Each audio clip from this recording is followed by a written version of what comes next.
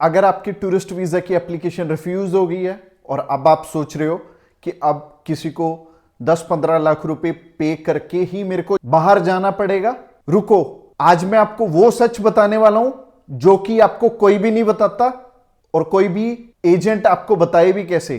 अगर उन्होंने आपको सच्चाई बता दी टूरिस्ट वीजा की तो आप उन्हें एक्स्ट्रा पैसे कैसे पे करोगे। मैं आपकी फीलिंग ना बहुत अच्छे से जानता हूं। पहले तो वीजा रिफ्यूज हुआ, सपना टूटा और फिर किसी एजेंट ने बोला कि 15 लाख रुपए आफ्टर वीजा दे देना, उसमें आपकी वीजा की गारंटी है। पर सच ये है कि आपका वीजा लाखों रुपए खर्च करके नहीं आएगा बल्कि सही डॉक्यूमेंट से मिलेगा। हम भी आपको एग्जैक्ट रीजन बता सकते हैं कि आपका वीजा रिफ्यूज क्यों हुआ है।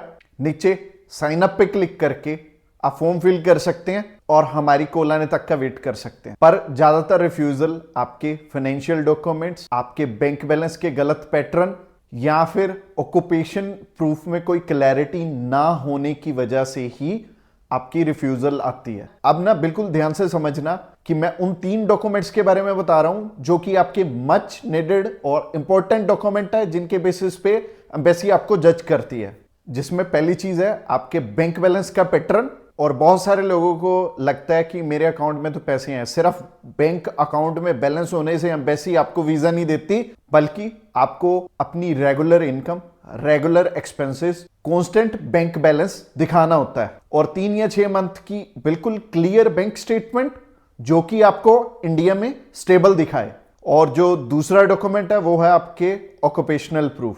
अगर आप बिजनेस करते हो तो आपको करंट अकाउंट की जरूरत है और सेविंग अकाउंट की जरूरत है। और अगर आप जॉब करते हो तो आपको एनओसी और सैलरी स्लिप्स और अपनी सेविंग अकाउंट की जरूरत पड़ती है। और आपके ऑक्यूपेशनल डॉक्यूमेंट्स देख के एम्बेसी को यकीन होना चाहिए तो यहां पे आपका सेटअप बिल्कुल अच्छा है, आप अच्छी इनकम कर रहे हैं यहां पे इंडिया में।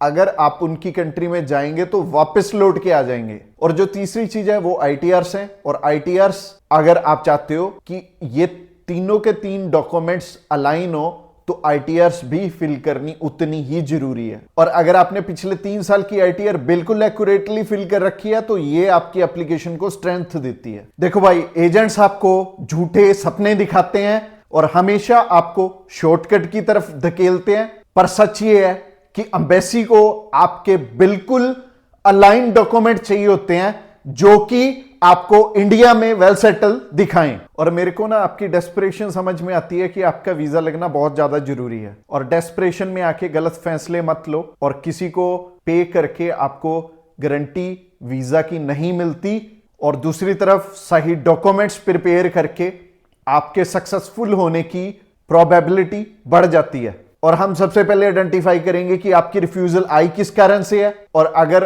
हो सकता है कि छोटी सी मिस्टेक के कारण आपका रिफ्यूज आया हो, या फिर अगर आपने अभी तक वीजा ही नहीं अप्लाई किया और आप सोच रहे हो कि फर्स्ट टाइम ही मैं वीजा अप्लाई करूं तो बिल्कुल एक एक्यूरेट वे में करूं, तो आप सही जगह पे हो। अभी साइन इन पे क्लिक करके आप फॉर्म फिल करिए और हमारे कॉल आने तक का वेट करिए।